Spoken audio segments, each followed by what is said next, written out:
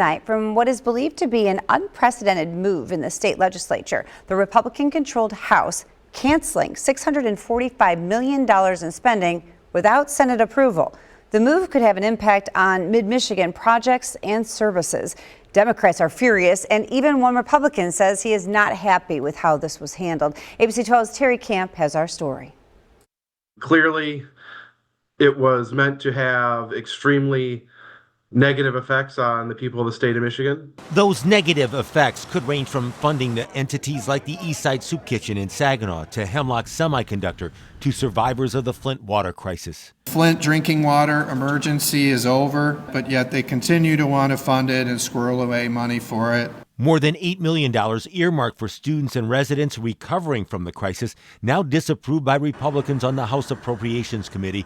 Democratic State Senator John Cherry says this is just wrong. In some instances, it sounds like they didn't even know who they were hurting, just that they were going to hurt somebody. $645 million in already approved spending taken back.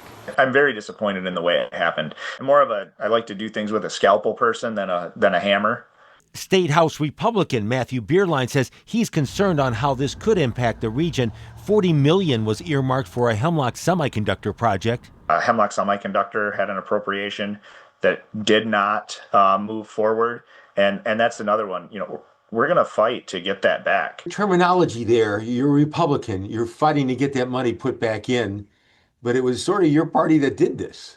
Absolutely. There was some frustrations, and those frustrations have been expressed. Bierlein would like an explanation on why the $645 million hasn't already been spent, since this is money from the last fiscal year.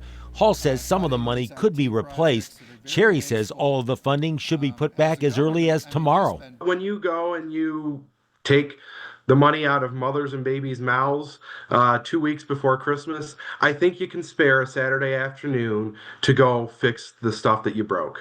In Saginaw, Terry Camp, ABC 12 News. The Republican committee used a relatively obscure provision in state law that allowed them to lapse the funding without including the state Senate, which is currently controlled by Democrats. Now.